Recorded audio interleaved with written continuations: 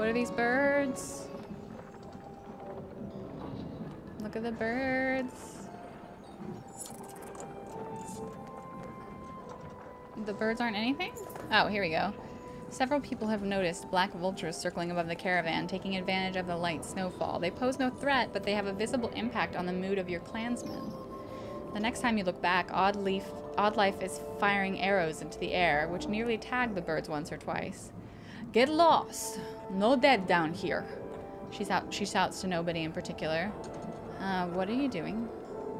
What does it look like, Rook? Target practice. She fires another arrow, and a vulture shudders and falls out of the sky with a blue feathered arrow protruding from it. She recovers the bird, laughing, inspecting its feathers. You know, a lot of these women, they could do this. You can tell from the look in her eyes she's excited about the idea. I think I'm going to start training them how to fight. Yeah, fucking do it. We can always use more fighters, you tell Oddlife. If Alette is any proof, you know how to train someone with a bow. Oddlife gives you a smile. She heads off to some of the women in the caravan, showing them the vulture she shot down. More fighters.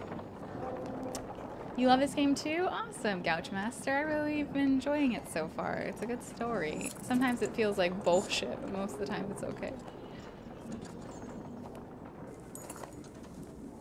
Some clansmen have discovered a large patch of wild fruit. When you approach, you see some people have begun to sample them. A mother frets about whether they're safe after overhearing one of the children say it tastes funny. Others start gathering by the basketful. Offer a piece to one of the animals? Lacking a poison taster, you hold the fruit to a goat. The beast sniffs it before eating the entire fruit. Only the pit falls to the ground as the goat licks its mouth and leans toward your hand, wanting more. Sure, let's have some. Many clansmen follow your lead while others continue eating and collecting. Later that day, a few fruit-stained peasants stumble around with drunken grins. Apparently, the fruit was fermented, not poisonous. I mean, that's pretty okay.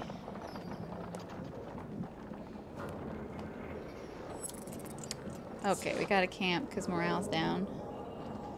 This concept of making women archers in media because they're physically weaker but use warbows requires more arm, back, and shoulder strength than wielding a sword does.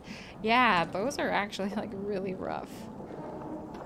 TBH. It's like pretty difficult to wield. Do we get more renown from doing the training fights?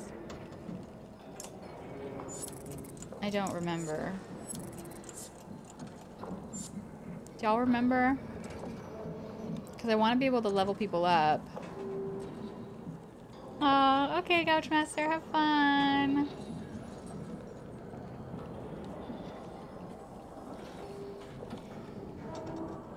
I think a lot of it might also be that it kept the women farther from the fight, being an archer.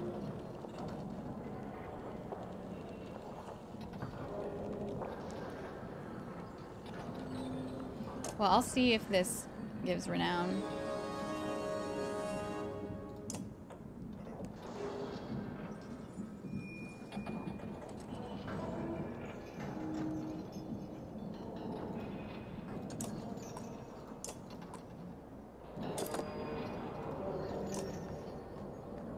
Hi, Mama.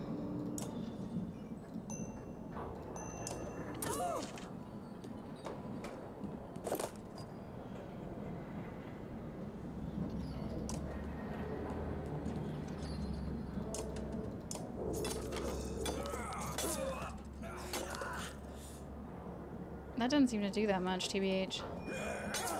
Oof. Ouch.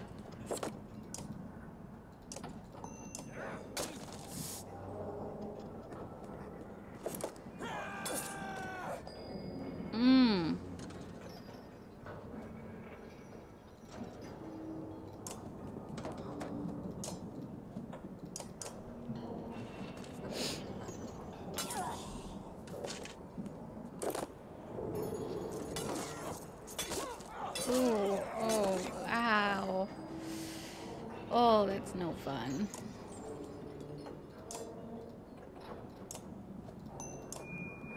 You can see it a lot in Japan, especially since they're a country with one of the most female martial history given their warrior classes.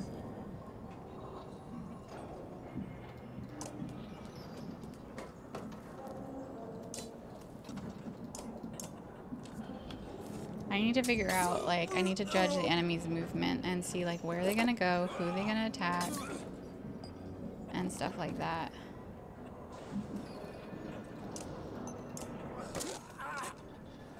Who's going next? Who do I need to, like, take out now versus later?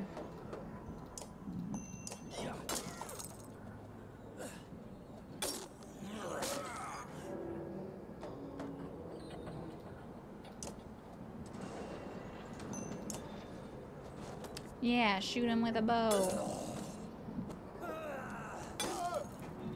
He's taking a lot of hits.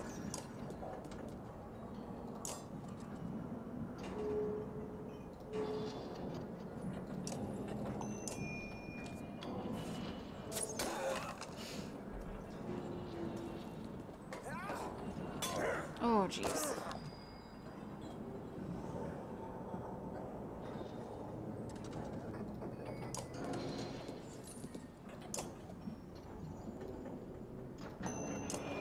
Sorry, you.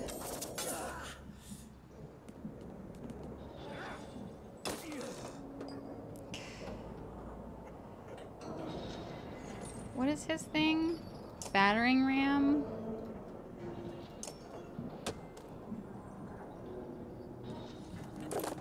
Doesn't matter.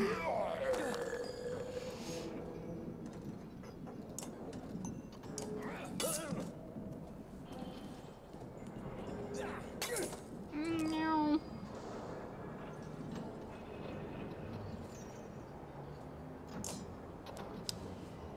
He's got one.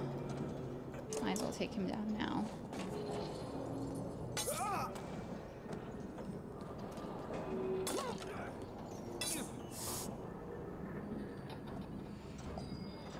Okay.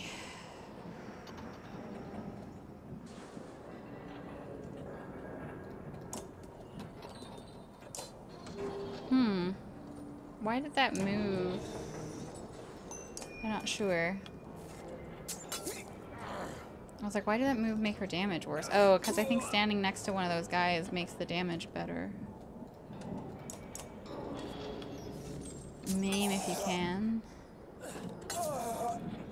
Ugh, we are not doing super great.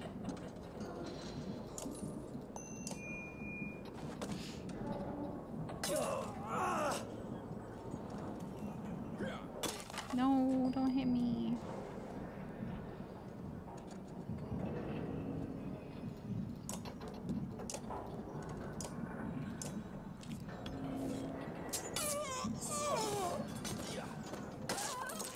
Don't at me, bro.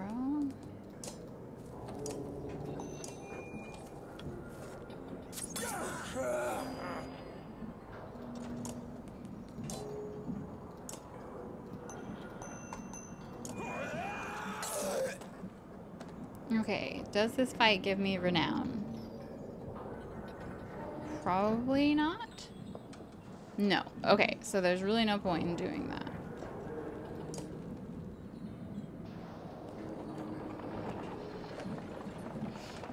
That's really cool, Tolvo, that women used to fight more with pole arms because they're easier to hold. I love your little historical insights. The caravan consists of more clansmen than you ever expected. Accusations of stolen chickens, missing heirlooms, and concerns over daughters' virtues are the sort of things you hear relentlessly. Even fighters complain of spreading too thin to protect everyone.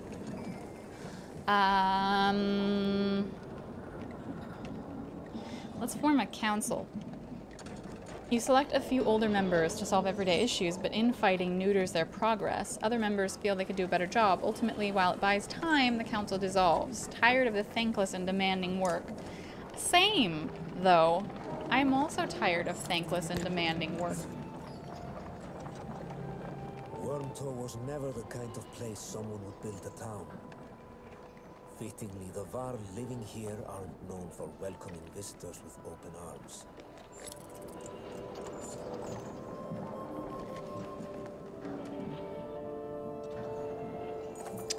The Varl find you before you see them. Not surprising with this many people behind you. With weapons drawn, they demand to know why you're here, but back down when Ivor tells them he's come to see someone named Krumir.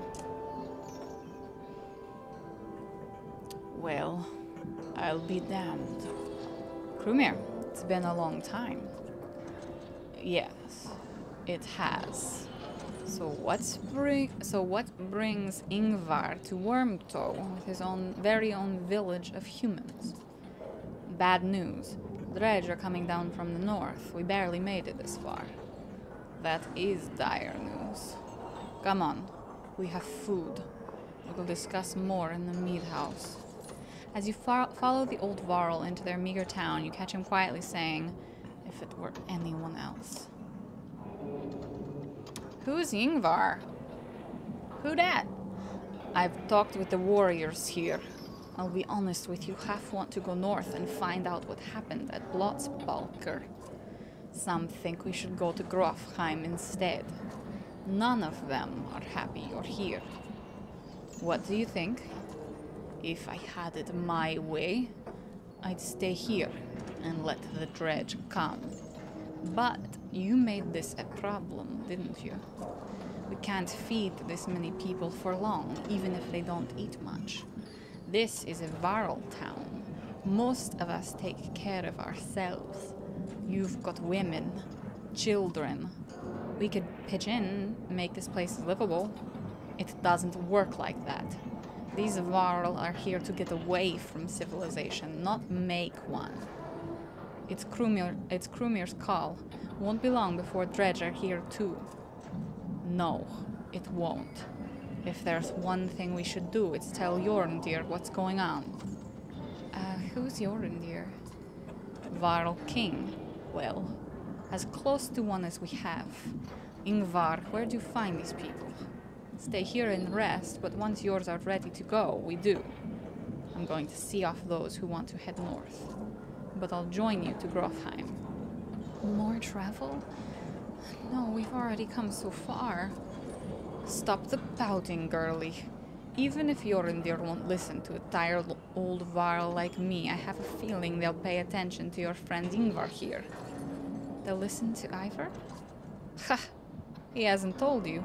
Of course he hasn't. Do what you need to do, but don't be long. He hasn't told me what? What hasn't he told me? Krumir, can you spare a moment? Mostly no, but I'll try. I never had a moment to thank you for your hospitality. Consider it done, then. How'd you get all these Varl to follow you? Respect, young one. After the Second Great War, wasn't much left for me to do. So I started training other Varl to fight. Got tired of that, made a place in Wormtow. They still come calling, even with no wars to speak of. Seems like that might be changing though, don't it? So I bet you have some incredible stories. I might. Or I could be the most boring Varl you'll ever met. Depends on how much you like killing Dredge. Ask me again someday. Might tell you about the time we filled a dead ox with whale teeth. And why. So, who's Ingvar? Ha! I'm not surprised he never told you. I'm just surprised he can stand being around anyone at all. Your friend was one of us. Long ago. I mean, the dredge-bashing type. He was called Ingvar then. And if you want to know why he changed his name, best ask him yourself. I'm too old to peddle in gossip. So, dredge stuff? Depends on how much you know. They're all armor. Tap them hard enough and it'll shatter. Line up a whole row of slag and they'll explode on each other all the way down. You get in a big brawl, half your time is spent setting them up for it. And if you see one bang his axe like a tuning fork, try to kill him quick. Sometimes the slag he's calling won't even show up. Okay, bye. Okay, bye. Market? See, 1 renown gets 4 here, so spend all of it. And then rest. And now we leave, I think. Grofheim's quite a few days out, says Krumir, but nothing worse than crossing the wastes, I imagine. If there's anywhere you might be safe from Dredge, it's there. You steel yourself for another long march, and half the town of Wormtoad joins you. More Varl to feed. We actually don't have a lot of fighters. We're mostly just like women and children and stuff, like people that have to eat. A trail of blood leads to a clearing where you find a large wounded Varl. He's gnawing in his shield, swearing at no one in particular, and occasionally slamming his cudgel on the ground. If not for the heavy bleeding, you'd leave this one without a thought. We can help if you want it. In a heartbeat, the Varl is on his feet, swinging a massive weapon. You jump clear as the cudgel smashes through the trunk of a tree. Your party scatters to avoid the falling timber. Once you recover, the Varl is long gone, leaving only another trail of blood, which you decide against following this time. What? Weird. But we're going to Grofheim, which is where we, our other group of people went to Grofheim and found it a burning ruin. A gaunt man and woman approach the caravan, hands held high. "A word, friends," the man says. "We are poor farmers, down on our luck."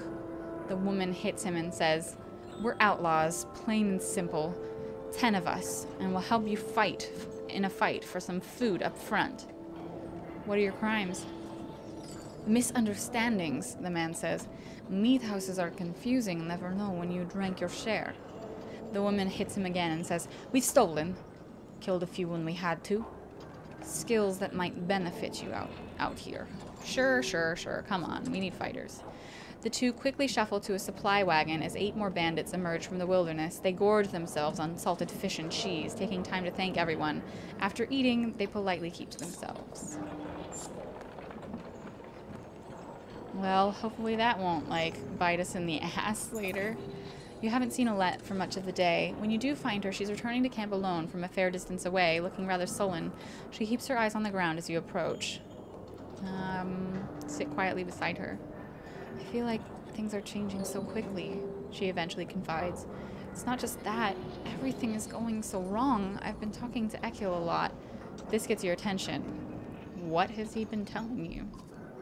"He told me how he and Onef are kin. Ekil had a sister who married Onef, but she died a long time ago. They've been bound since, but then Onef left without him. Just left him behind without a word. That's why he came after us." I'm going to confirm his story. "Eventually you find Onef back at camp and relate the story." "Is that what Ekil told you?" replies Onef. Then he sighs. "It's true about his sister. She died of a fever when we were just married." Surprised he opened up like that. "So I left him in Frostveller," he continues. "He'd be fine one day, ready to kill his own men the next. Sometimes he would. I'd make the same decision tomorrow." Keep him away from Olette, please.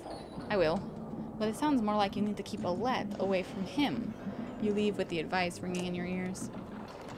"Don't be talking to the crazy dude, girl." Food.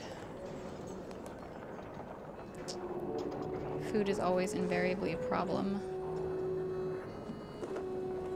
Hey, look, it's another godstone. This one's a fish eating a smaller fish. What else does it have on it? Is that like a sword? Another fish? The godstone of Marek looms into view. Upon it carved a great ocean beast. Jagged stones jut out of the snow like shark fins. It's hard to imagine the Nordfelling wastes being filled with water at one time, but the godstone stands as a reminder of the vast lake it used to look across. "A blessing!" shouts one of the men in your caravan, holding up what looks like a silver coin. "It's a fish scale," he says, pointing out the rainbow pattern that shows in the sunlight. Soon a curious child has found another hiding in the snow, and then a third is discovered. "Perhaps they'll bring us luck," you overhear, and before long the caravan has become obsessed with gathering the shiny scales. Cut them off after a reasonable amount of time. When you awake to find people still searching through snow and shrubs, you call it off.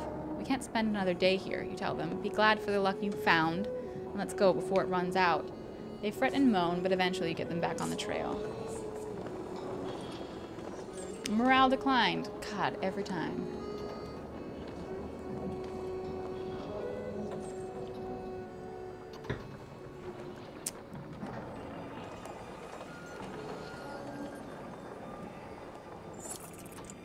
Oddlife calls you over, grinning.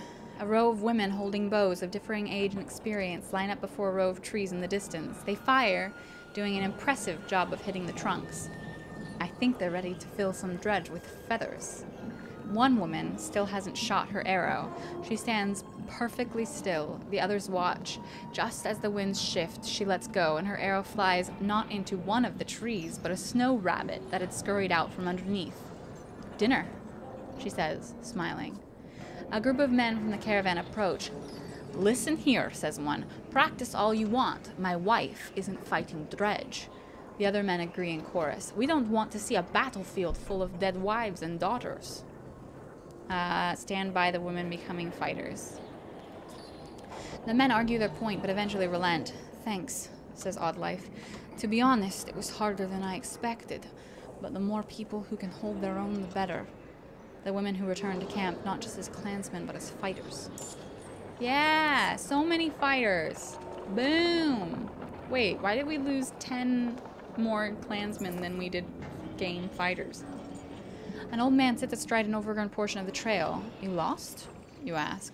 He adjusts the leather strap on his head and says, No. Are you? He jumps up and shuffles toward the caravan, his tattered clothes revealing no weapons. Well, I've seen better, the old man says, peering into the supply wagons, but I'll join you.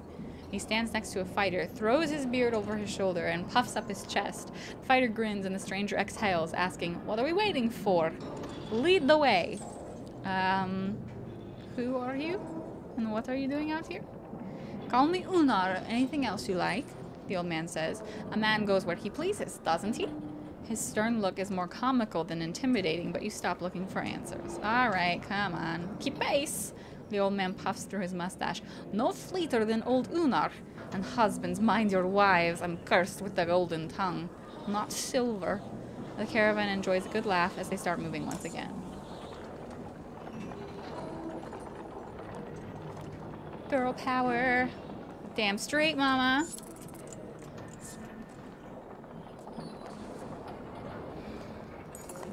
You hear a whistle on the wind and spot a long line of Varl up ahead, heading toward you. Behind them is a swarm of dredge and a trail of bodies leading off into the distance. Get down there, barks Krumir. What? I'm gonna rest before we go into this fight.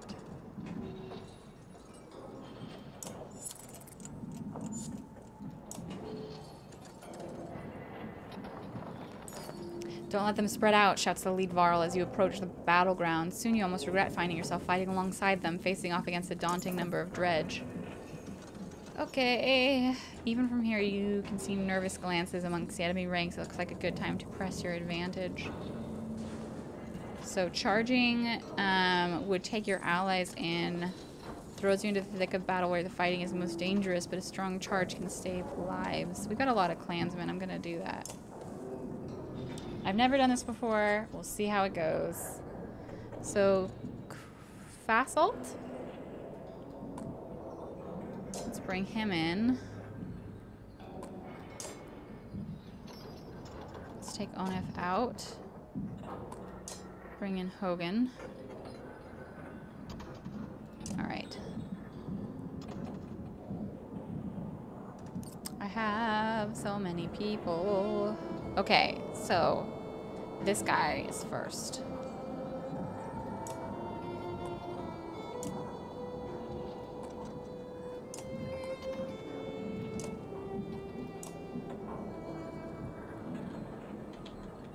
This guy's going first.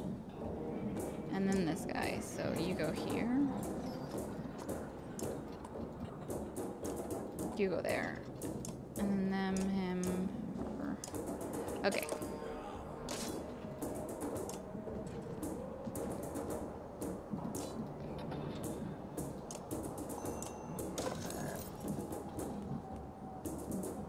Okay. Ow. Aha, I deflected it. Get fucked.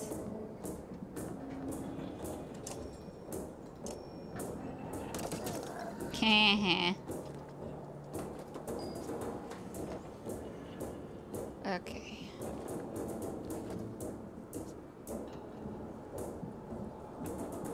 So who's going next? That guy? He won't be able to get to anyone except for him. And then that guy, he won't be able to get to anyone. Okay, so...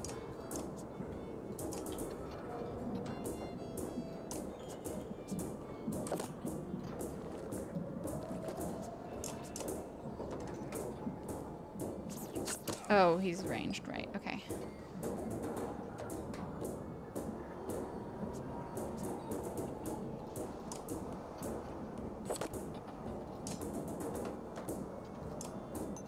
Get him out of the way.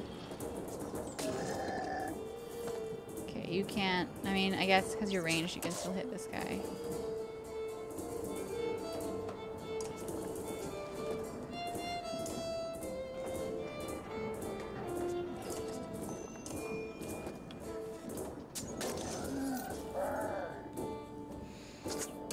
Ew.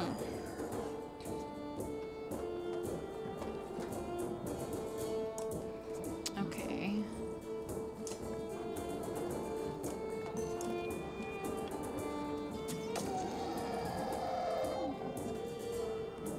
This guy.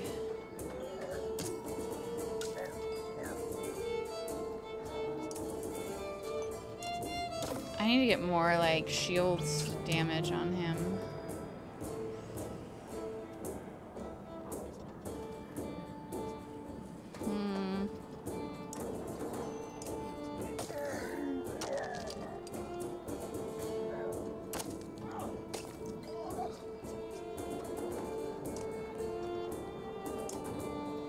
Okay. Yeah. Yeah. Fuck him up.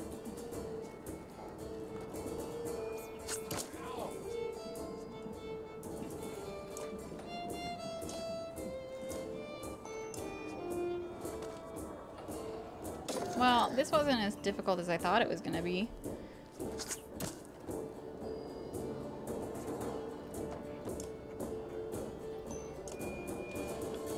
Boom! Oh, fuck, he's gonna die. Okay. Who's going next? He's going next, so kill him.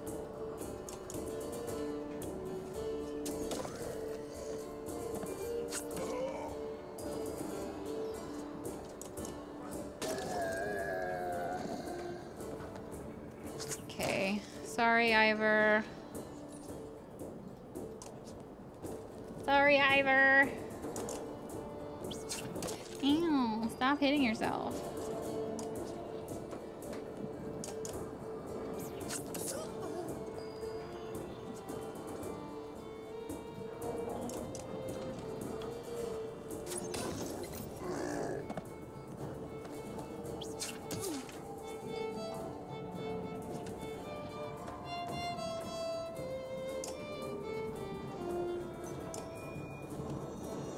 Come on. Fuck him up.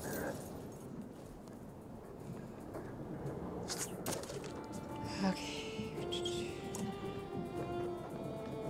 Can't really get very far. Don't do what you're doing. Stop it.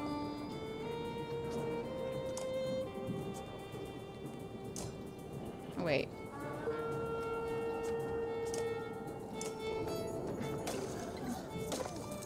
Yeah, they should be fighting. It's kind of like Joel and Ellie in The Last of Us when Joel's like, no, you can't have a gun. And Ellie's like, motherfucker, I'm gonna have to fight either way. Like, having a gun or not having a gun doesn't make a difference. She's going to fight. The zombies aren't gonna just not attack her because, oh, fuck. See, I didn't even have time to move these two, which I kind of hate. I didn't have time to move those two before they were, like, injured. It wasn't their turn. I don't know how to prevent that bomb thing.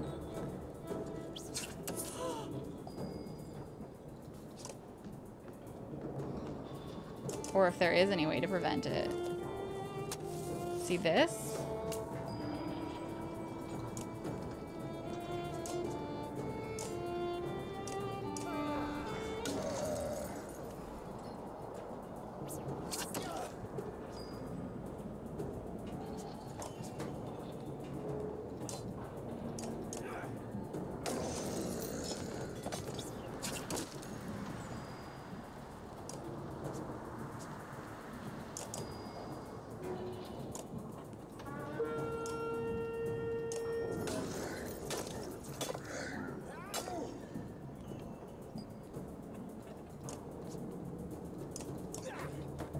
Get wrecked. Okay, the enemy's being pushed back. Let's pull back as they regroup. We lost 7 fighters, 3 Varl. Ooh, look at all those kills. 3 injuries, which sucks. Oh, we got a good amount of renown though. I think we might be able to attempt that a couple, like, more times.